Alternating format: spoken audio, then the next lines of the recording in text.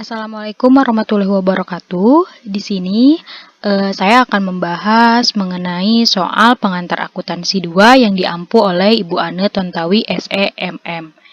Materi yang pertama yang akan kita bahas adalah rekonsiliasi bank. Nah, di sini sudah ada data keuangan PT Melati pada tanggal 30 April 2020 menunjukkan saldo bank sebesar 21.842.400. Saldo kas perusahaannya sebesar 10.874.400. Jumlah penerimaan kas selama bulan April 2020 sebesar 15.744.000. Dan jumlah nilai cek yang dicairkan selama bulan April sebesar 6.874.000. Nah, di sini ada penyebab ketidaksamaan antara saldo menurut bank dengan saldo menurut perusahaan. Poin yang pertama adalah A. Bank telah melakukan penagihan untuk PT Melati sebesar 1.750.000 atas wesel tagih dengan nilai nominal 1.700.000. Nah, ini termasuk nanti akan kita catat dalam rekonsiliasi bank, yaitu pada sisi perusahaan. Yang kedua, yang B. Bukti setor nomor 120 tertanggal 20 April 2020 sebesar 500.000 dan bukti setor nomor 125 tertanggal April 2020 sebesar 1.100.000, bukti setor nomor 126 tertanggal April 2020 sebesar 2 juta dan bukti setor nomor 128 tertanggal April 2020 sebesar 2 juta. Yang ini nantinya kita akan masukkan ke rekonsiliasi pada sisi bank, yaitu pada deposit in transit. Nah, yang kemudian yang C, ini ada cek nomor 2220, 222, 225, 224 ini itu nanti akan kita catat di rekonsiliasi pada sisi bank, yaitu outstanding check. Dan yang selanjutnya yang D, cek nomor 230 yang ditarik sebesar 360.000 ternyata oleh Bank Logo Biru dicatat sebesar 120.000 untuk pembelian barang dagangan. Nah, ini nanti akan kita catat pada sisi bank, yaitu mengenai error atau kesalahan. Yang selanjutnya, yang E, cek nomor 226 sebesar 440.000 yang dilampirkan dalam laporan Bank Logo Biru ternyata oleh PT Melati dicatat sebesar 260.000. Cek tersebut sebagai pembayaran utang dagang. Nah, yang nanti yang poin E ini akan kita catat di rekonsiliasi sisi perusahaan. Masuk ke dalam kesalahan catat atau error pada sisi perusahaan. Yang selanjutnya yang F, PT Melati menarik cek nomor A200 dari customer melalui Bank Logo Biru sebesar 777.000, tetapi tidak cukup dana. Nah, yang poin F ini nanti akan kita catat pada rekonsiliasi sisi perusahaan untuk cek kosong, yaitu NSF cek. Yang selanjutnya adalah yang G, biaya administrasi bank bulan April 2020 sebesar 112.000. Nah, yang poin G ini akan dicatat rekonsiliasi pada sisi perusahaan juga. Nah, langsung saja kita ke bagian rekonsiliasinya. Ini ada sisi bank dan ini ada sisi perusahaan. Nah, yang pertama-tama kita tulis dulu saldo awal sisi bank sebesar yang tadi pada tabel 21.842.400. Nah, ini untuk saldo awal bank. Kemudian bisa diingat teman-teman, untuk yang terdapat rekonsiliasi di sisi bank itu ada 3, ada di deposit in transit, outstanding check, dan kesalahan. Jadi bisa memudahkan teman-teman melakukan rekonsiliasi. Jadi kalau misalnya teman-teman udah baca tentang penyebab ketidaksamaan kayak gini, jadi kalau misalnya teman-teman langsung menemukan deposit in transit, outstanding check, dan kesalahan catat oleh bank, itu otomatis langsung masuk ke sisi bank. Dan teman-teman sisanya bisa masukin kepada sisi perusahaan. Nah, dilanjut. Karena tadi yang poin B ini masuk ke sisi bank, jadi kita masukkan deposit in transit. Nah, yang ini itu dijumlahin semuanya menghasilkan 5.600.000. Nah, deposit in transit ini mempengaruhi atau menambah saldo bank. Jadi, saldo awal tadi kita tambahkan dengan deposit in transit sebesar 5.600.000, menghasilkan 27 juta 27.442.400. Nah, kemudian tadi yang poin C ini kan termasuk sisi bank. Nah, ini itu disebut dengan outstanding check atau cek yang sedang beredar. Nah, ini itu dijumlahin semuanya sama, menghasilkan 6.770.000. Nah, kemudian yang tadi masuk kepada sisi bank selanjutnya ada kesalahan atau error, kesalahan catat yang dilakukan oleh bank, yang poin D ini. Jadi, kenapa hasilnya 240 direkonsiliasinya ini dihasilkan dari 360 ini dikurangi dengan 120.000 ini menghasilkan 240.000. Kemudian karena outstanding check dan kesalahan error ini bisa mengurangi saldo, maka nanti hasil jumlah dari outstanding check dan kesalahan ini dikurangi dengan hasil yang tadi. Jadi jumlah dari outstanding check dan kesalahan ini adalah sebesar 7.017.000. Kemudian yang 27.442.400 ini dikurangi dengan 7.017.000 ini menghasilkan 20.425.400. Ini merupakan saldo yang sudah disesuaikan atau saldo yang sebenarnya pada sisi bank. Kemudian kita lanjut ke sisi perusahaan. Seperti sama dengan sisi bank tadi, kita catat terlebih dahulu saldo awal. Tapi untuk saldo perusahaan ini kita dapatkan di sini kan terdapat saldo kas, penerimaan kas, dan nilai cek yang dicairkan. Nah, untuk mendapatkan saldo awal perusahaan, kita yang pertama-tama saldo kas ini ditambahkan dengan penerimaan kas, kemudian dikurangi dengan nilai cek yang dicairkan, menghasilkan 19.744.400. Nah, kita sudah mendapatkan saldo awal perusahaannya, kemudian kita langsung masuk ke penyebab ketidaksamaan tadi, kita cross check lagi, kita cek lagi, yaitu yang poin A ini nih, yang tadi kan termasuk kepada sisi perusahaan tentang wesel tagih ini. Dan kita catat aja di rekonsiliasinya wesel tagih sebesar nilai nominal 1.700.000 dan karena ini ada 50.000 ini merupakan pendapatan bunga. Nah, kita catat juga di sini pendapatan bunga sebesar 50.000. Jadi jumlahnya 1.750.000. Nah, karena wesel tagih dan pendapatan bunga menambah saldo perusahaan, jadi saldo awal tadi ditambah dengan jumlah wesel tagih dan pendapatan bunga, menghasilkan 21.494.400. Nah, kemudian yang penyebab ketidaksamaan tadi yang termasuk kepada sisi perusahaan selanjutnya adalah yang poin F dulu, yang cek kosong atau NSF cek ini. Nah, yang ini itu kan PT Melati menarik cek nomor A200 dari customer melalui bank logo biru sebesar 777.000 tetapi tidak cukup dana. Nah, jadi yang cek kosong ini kita catat di sini sebesar 777.000. Kemudian yang masuk pada sisi perusahaan selanjutnya adalah kesalahan atau kesalahan catat oleh perusahaan. Yang ini itu merupakan yang poin E yang masuk kepada sisi perusahaan. Kenapa ini 180? Jadi 180 ini itu didapatkan dari 440.000 ini dikurangi dengan 260.000 menghasilkan 180.000. Kemudian yang masuk pada sisi perusahaan selanjutnya adalah biaya administrasi bank bulan April 2020 sebesar 112.000. Nah, kemudian kita catat di sini biaya ADM atau biaya administrasi sebesar 112.000.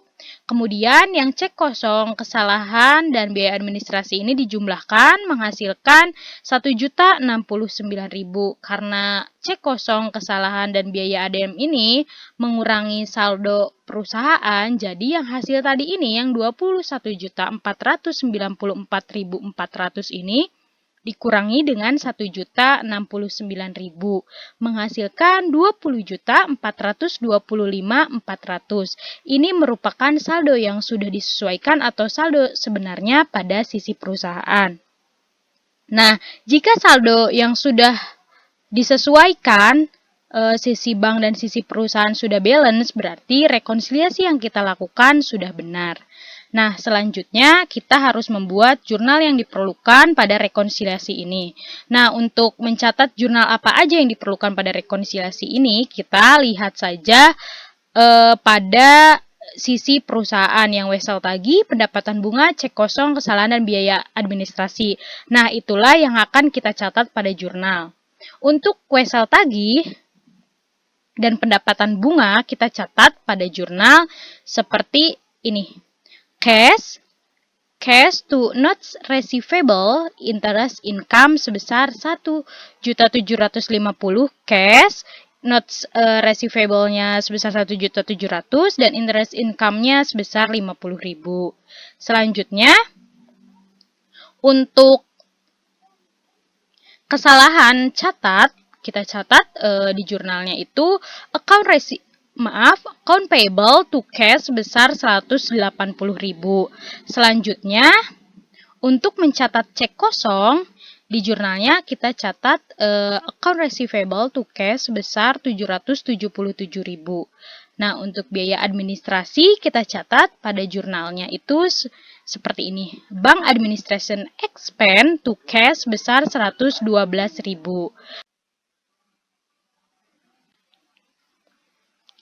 Nah, teman-teman, sekian untuk materi rekonsiliasi bank. Kita lanjutkan kepada materi berikutnya, yaitu notes receivable. Nah, di sini itu sudah disajikan informasi yang berhubungan dengan notes receivable PT Anggrek pada tahun 2020. Ada notes-nya, ada tanggal, ada nilai nominal, umur atau jangka waktunya, ada tingkat bunga, tanggal diskonto, dan bunga diskonto.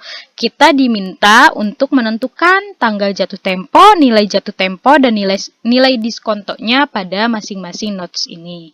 Langsung saja, yang pertama, untuk yang notes A, jangka waktunya itu kan 120 hari. Nah, jadi kita catat di sini 120 hari. Kemudian tanggal itunya adalah 15 Maret. Nah, di bulan Maret ini jumlah harinya ada 31, jadi 31 ini dikurang dengan 15, menghasilkan 16. Karena belum mencapai 120 hari, maka yang 120 hari ini dikurangi dengan 16 ini, menghasilkan 104. Karena belum memenuhi 120 hari, kita lanjutkan kepada bulan selanjutnya, yaitu bulan April. Nah, jumlah hari di bulan April itu adalah 30. Nah, karena masih belum memenuhi 120 hari, maka 104 ini kita kurangi dengan 30 ini, kemudian menghasilkan 74 ini. Karena belum memenuhi 120 hari, makanya kita lanjut ke bulan selanjutnya, yaitu Mei.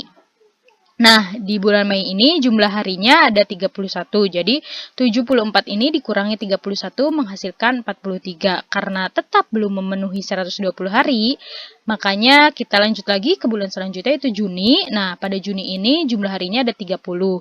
Kemudian 43 ini dikurangi 30 menghasilkan 13. Karena ini sudah memenuhi 120 hari, jadi notes A, tanggal jatuh temponya itu pada tanggal 13 Juli. Nah, untuk nilai jatuh temponya, rumus untuk menghitung nilai jatuh tempo, nilai nominal dikali tingkat bunga dikali jangka waktu per atau dibagi 360. Nah, 360 ini adalah jumlah hari dalam setahun. Nah, kita langsung saja ke notes A. Nilai nominalnya itu kan 50 juta. Yang 50 juta ini dikali dengan tingkat bunganya 15%, jangka waktunya adalah 120 hari, jadi 50 juta dikali 15% dikali 120 per 360, menghasilkan 2.500.000. Nah, yang 2.500.000 ini merupakan nilai jatuh tempo untuk notes A. Lanjut ke notes yang B. Jangka waktunya itu kan 90 hari. Nah, waktunya itu dimulai dari 25 April. Nah, jumlah hari di bulan April itu adalah 30. Jadi, 30 ini dikurangi 25 menghasilkan 5 hari. Karena belum memenuhi 90 hari, jadi 90 dikurangi 5 menghasilkan 85. Kemudian kita langsung ke bulan selanjutnya yaitu Mei. Jumlah hari di bulan Mei itu ada 31, jadi 85 dikurangi 31 menghasilkan 54. Nah, masih belum memenuhi 90 hari, jadi kita lanjut ke bulan selanjutnya yaitu Juni. Nah, jumlah hari di bulan Juni ini ada 30. Kemudian yang 54 ini dikurangi dengan 30 menghasilkan 24 Juli. Nah, karena sudah memenuhi 90 hari, jadi nilai atau tanggal jatuh tempo untuk yang notes B ini, tanggal jatuh temponya itu pada tanggal 24 Juli. Nah, untuk nilai jatuh temponya atau NJT-nya ini, yang B nilai nominalnya 65 juta, tingkat bunganya 14% dan jangka waktunya 90 hari. Jadi 65 juta dikali 14% dikali 90 per 360 menghasilkan 2.275. Nah, 2.275 ini merupakan nilai jatuh tempo untuk notes yang B. Selanjutnya kita ke notes yang C, jangka waktunya itu 60 hari. Dimulai pada 10 Juni. Nah, jumlah hari pada bulan Juni itu adalah 30, jadi 30 dikurangi 10 adalah 20. Nah, karena belum memenuhi 60 hari, jadi 60 dikurangi 20 menghasilkan 30. Nah, tanggal jatuh tempo untuk notes yang C adalah pada tanggal 30 Juli. Untuk nilai jatuh temponya sendiri, nilai nominal yang notes C ini 30 juta, jangka waktunya 60 hari, dan tingkat bunganya 15%. Jadi, untuk nilai jatuh temponya 30 juta dikali 15% dikali 60 per 360. Menghasilkan 750.000. Nah, 750.000 ini merupakan nilai jatuh tempo untuk notes C. Selanjutnya, kita akan menghitung nilai diskonto. Nah, cara menghitung nilai diskonto ini, yang pertama-tama kita catat dulu nilai nominal wesel. Nilai nominal wesel ini didapatkan pada data yang sudah kita dapatkan pada soal tadi, yaitu 50 juta. Kita catat di sini, 50 juta. Kemudian bunga ini kita dapat dari perhitungan nilai jatuh tempo tadi sebesar, untuk yang notes A 2.500.000. Nah, kita catat di sini 2.500.000. Kemudian yang nilai nominal wesel ini ditambah dengan bunga yang didapatkan menghasilkan 52.500.000. Kemudian untuk kita mengetahui diskonto atas nilai jatuh temponya, kita hitung dulu periodenya. Nah, periode ini itu kita lihat pada tanggal diskontonya. Tanggal diskontonya itu pada tanggal 9 Juni. Nah, jumlah hari pada bulan Juni ini adalah 30. Jadi 30 dikurangi 9 yaitu 21. Kemudian ini itu Juli dari mana? Juli itu didapat dari tanggal jatuh tempo yang notes A. Jadi tanggal jatuh tempo notes A itu pada tanggal 13 Juli. Jadi di sini dicatat, kemudian 21 ditambah 13, jadi periode diskontonya 34 hari untuk notes yang A. Selanjutnya kita bisa hitung diskonto, nilai diskonto atas nilai jatuh tempo. Nah, nilai diskonto atas nilai jatuh tempo ini yaitu 52.500.000 yang tadi ini dikali tingkat bunga diskonto sebesar 12% dikali periode diskonto per 360.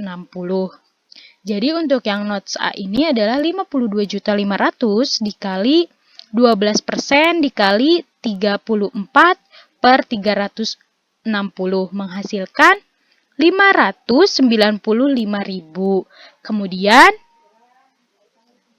52.500.000 ini dikurangi dengan diskonto atas nilai jatuh tempo tadi, menghasilkan 51.905.000. Ini merupakan nilai diskonto untuk notes A. Selanjutnya yang untuk notes B, Nilai nominalnya seperti tadi kita dapatkan dari data yang sudah kita dapatkan pada soal. Kemudian bunga tadi kita dapatkan pada nilai jatuh tempo untuk notes yang B sebesar 2.275. Kemudian yang 65 juta ini ditambah 2.275 ini menghasilkan 67.275.000. Kemudian, sebelum kita menghitung diskonto atas nilai jatuh tempo, seperti pada notes A tadi, kita harus menghitung periode diskontonya terlebih dahulu. Nah, tanggal diskontonya ini pada tanggal 20 Mei. Nah, pada bulan Mei itu terdapat 31 hari. Jadi, 31 dikurangi 20 menghasilkan 11. Kemudian, menuju tanggal jatuh tempo itu kan masih jauh. Nah, kita harus menghitung juga jumlah hari pada bulan Juni, yaitu 30. Kemudian baru kita catat tanggal jatuh tempo untuk yang notes B, yaitu pada tanggal 24 Juli. Jadi yang 11 ditambah 30 ditambah 24 menghasilkan 65 hari. Ini merupakan periode diskonto untuk notes yang B. Kemudian setelah itu kita hitung diskonto atas nilai jatuh tempo. Diskonto atas nilai jatuh tempo untuk notes yang B 67 juta, yang tadi 67.275.000 dikali tingkat bunga diskonto sebesar 10%. Tingkat bunga diskonto ini kita dapatkan pada bagan yang terdapat di soal 10%. Nah, kali periode diskonto yang ini, yang 65 hari ini, jadi 65 per 360 menghasilkan 1.214.688. Kemudian hasil ini, hasil yang 67.275 ini dikurangi dengan diskonto atas nilai jatuh tempo. Ya benar, dikurangi, kemudian menghasilkan 66.60.312. Ini merupakan nilai diskonto untuk notes yang B. Selanjutnya, untuk notes yang C, karena semua notes memiliki itu tanggal diskontonya, jadi harus kita hitung nilai diskontonya untuk masing-masing notesnya ya. Jadi selanjutnya nilai nominalnya seperti tadi kita dapat dari soal. Sebesar 30 juta untuk notes yang C ini, terus bunganya kita dapat dari perhitungan nilai jatuh temponya. Kemudian seperti tadi juga sama dijumlahkan, yaitu menghasilkan 30.750.000. Kemudian kita hitung periodenya sama seperti tadi, untuk tanggal diskontonya adalah tanggal 10 Juli. Untuk notes yang C ini. Nah, pada bulan Juli ini terdapat 31 hari. Jadi 31 ini dikurangi 10, 21. Kemudian Juli ini itu didapat dari tanggal jatuh tempo untuk notes yang C, yaitu pada tanggal 30 Juli. Jadi 21 ditambah 30 menghasilkan 51 hari. Kemudian sama seperti notes A dan notes B, kita selanjutnya menghitung diskonto atas nilai jatuh tempo, yaitu 30.750.000 dikali ini bunga diskonto notes C 12% dikali 21. Maaf, ini seharusnya 51 hari. 51 hari, kita rubah dulu. 51.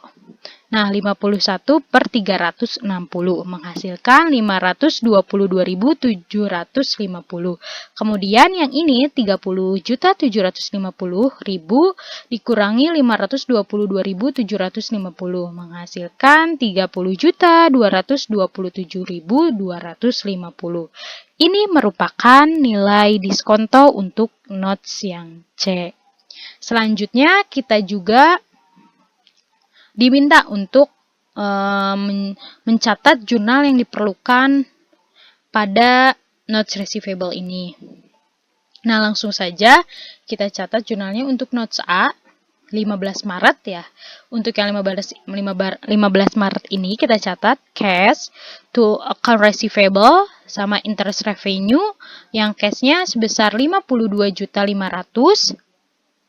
52.500.000, kemudian account receivable-nya sebesar 50 juta dan interest revenue-nya 2.500.000. Kemudian karena A ini ada diskontonya, jadi yang diskontonya juga kita catat di sini 9 Juni. Jurnalnya adalah cash interest revenue to notes receivable. Cash-nya sebesar 51.905.000, interest revenue-nya sebesar 595.000 dan note receivable-nya sebesar 52.500.000. Kemudian untuk notes yang B 25 April. Untuk yang 25 April ini kita catat di jurnalnya cash to account receivable interest revenue. Cash-nya sebesar 67.275.000, account receivable-nya sebesar 65 juta dan interest revenue-nya sebesar 2.275.000. Nah, karena note B ini memiliki diskonto juga, jadi kita catat juga jurnal diskontonya 20 Mei. Jurnalnya adalah cash interest revenue to notes receivable. Cash-nya sebesar 66.60.312, interest revenue-nya sebesar 1.214.688 dan notes receivable-nya sebesar 67.275.000. Selanjutnya untuk notes yang C, ini untuk mencatat yang awal 10 Juni. 10 Juni itu dicatatnya cash to account receivable interest revenue yang cashnya sebesar 30.750.000, kemudian account receivable-nya sebesar 30 juta, interest revenue-nya sebesar 750.000. Nah, yang 20 Mei ini untuk mencatat diskonto pada notes C ini, yaitu di jurnalnya dicatat cash interest revenue to notes receivable. Cashnya sebesar 30.227.250, interest revenue-nya 522.750 dan notes receivable-nya sebesar 30.750. Nah, teman-teman, sekian untuk materi yang notes receivable. Kita lanjut lagi ke soal berikutnya, yaitu tentang persediaan. Nah, di sini itu sudah ada data persediaan ya teman-teman. Selama bulan Desember, ada waktu transaksi, keterangan, unit dikali nilai. Nah, ini kita diminta untuk mencatat HPP-nya itu menggunakan sistem rata-rata tertimbang atau average. Jadi langsung saja kita buat tabelnya seperti ini. Teman-teman, ada tanggal, ada pembelian. Nah, key P sama J ini merupakan key kuantitas, P itu price atau harga, J itu adalah jumlah. Jadi di sini masing-masingnya ada key P sama J-nya ya. Ada pembelian, HPP ini atau penjualan, ini ada persediaan. Nah, langsung saja kita lihat kepada bagian ini, bagian persediaannya. Nah, pada tanggal 1 Januari itu persediaannya ada 300 unit dengan harganya 1.500. Kemudian kita catat di sini pada tanggal 1 Januari. Nah, kita catat langsung pada persediaan karena belum melakukan apa-apa ya, karena ini merupakan yang 1 Januari ini merupakan persediaan awal kita. Jadi, kuantitasnya tadi kita catat 300 unit.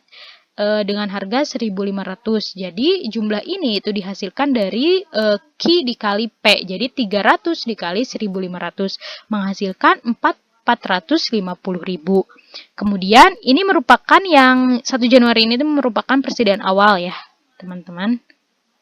Selanjutnya kita ke 10 Februari.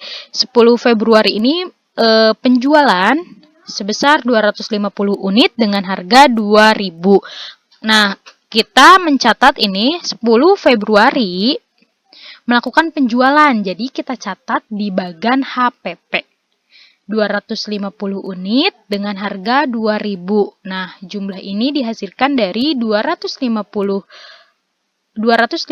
unit dikali 2.000 menghasilkan 500.000.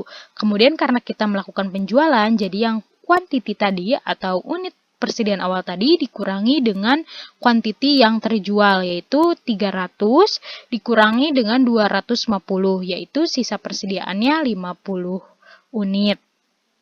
Kemudian yang jumlah dari persediaan ini juga dikurang, jadi 500.000 ini dikurang dengan 450 menghasilkan 50.000. Kemudian kita catat lagi price-nya di sini. Nah, selanjutnya ke yang selanjutnya. pada tanggal 15 Maret melakukan pembelian sebesar 430 unit dengan harga 1.600. Nah, 15 Maret kita melakukan pembelian, jadi kita catat ini di bagian pembelian. 430 unit dengan harga 1.600.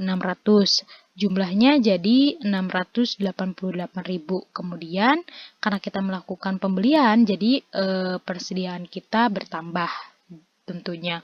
Jadi yang 50 quantity tadi, 50 unit tadi ini karena kita melakukan pembelian, jadi 50 ini ditambah dengan 430 unit yang kita beli. Jadi menghasilkan 480 unit. Kemudian yang 50.000 ini ditambah dengan jumlah pembelian tadi 688.000 menghasilkan 738.000. Nah, untuk mengetahui price atau harga pada persediaannya, yang jumlah ini yang 738.000 dibagi dengan unit ini. Jadi 738.000 dibagi 480 menghasilkan 1.538. Nah, selanjutnya pada April 20 April kita itu melakukan penjualan. Kita melakukan penjualan, jadi dicatatnya di bagian HPP melakukan penjualan sebanyak 280 unit dengan harga 2.000. Jumlahnya 560. Jadi persediaan yang 480.000 ini dikurangi dengan 280 unit ini menghasilkan 200 unit. Kemudian yang jumlah 738.000 ini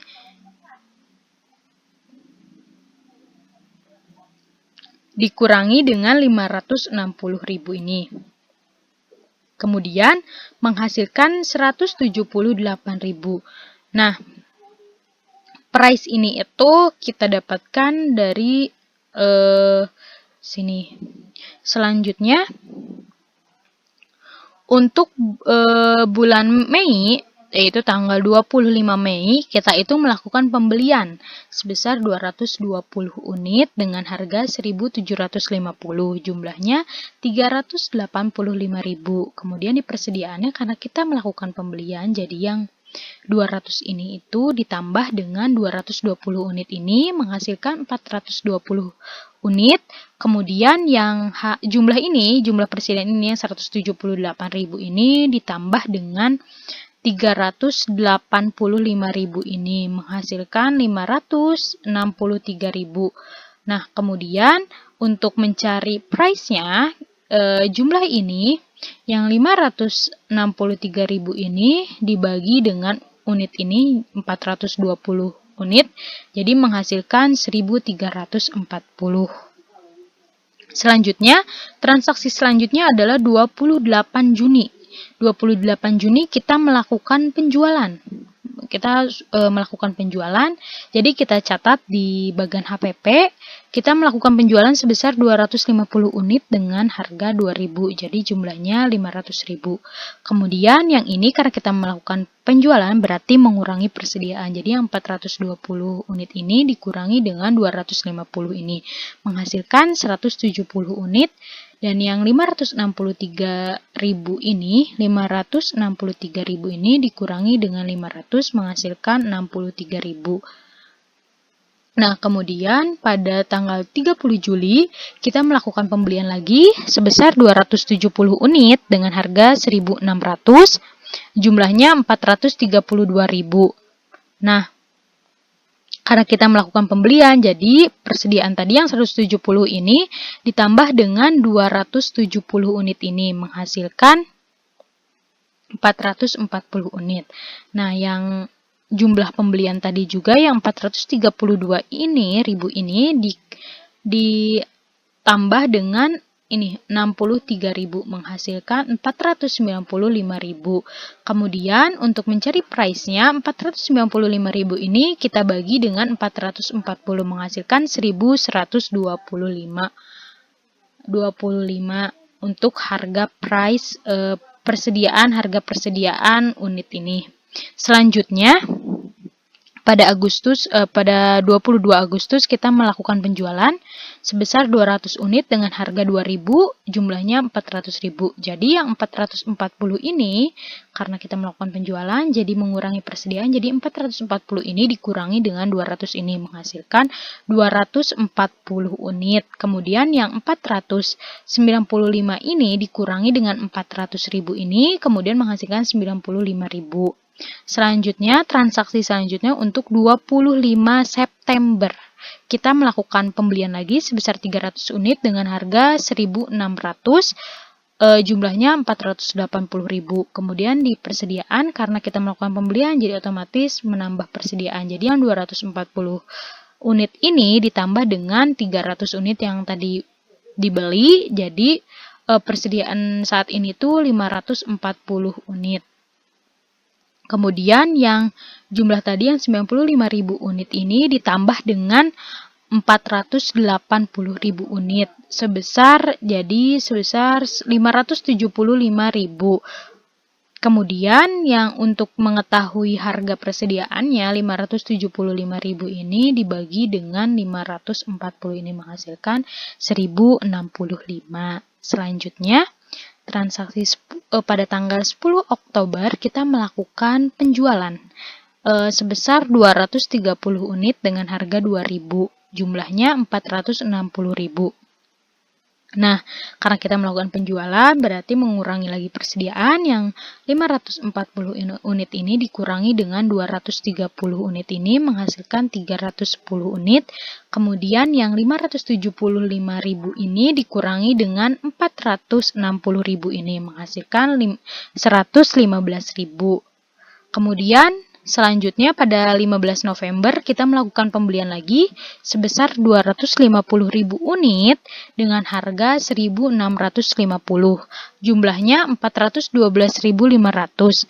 Nah, karena kita melakukan pembelian, jadi persediaan tadi itu bertambah lagi, yang tadinya 310, 310 karena kita melakukan pembelian sebesar 250, jadi persediaannya bertambah menjadi 560 unit.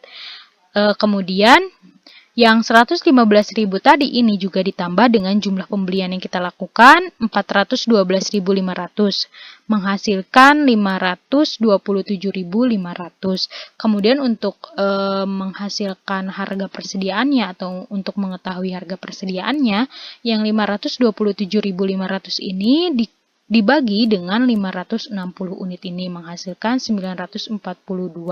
Nah, 942 ini merupakan harga persediaan pada unit ini. Nah, selanjutnya pada 20 Desember kita itu melakukan penjualan sebesar 200 unit dengan harga 2.000. Jumlahnya 400.000. Karena kita melakukan penjualan, tentu saja, seperti tadi, jika kita melakukan penjualan berarti mengurangi persediaan. Jadi yang persediaannya tadinya 660 berkurang 200 menjadi 360. Dan jumlahnya 400.000 ini dikurangi dengan jumlah ini. Jadi 527.500 dikurangi dengan 400.000. Jadi untuk jumlah persediaannya adalah 127.500. Nah, ini merupakan nilai persediaan akhir. Ini yang 127.500 ini merupakan nilai persediaan akhir. Nah, untuk HPP-nya itu kita jumlahkan saja. Jumlah HPP yang di sini semuanya yang 500, 560, 500.000, 400.000, 460.000, 400 menghasilkan 2.820. Ini merupakan HPP-nya. Jadi nilai persediaan akhirnya sebesar 127.500, HPP-nya sebesar 2.820.000. Nah, seperti itu teman-teman kiranya untuk menentukan HPP dengan metode rata-rata tertimbang atau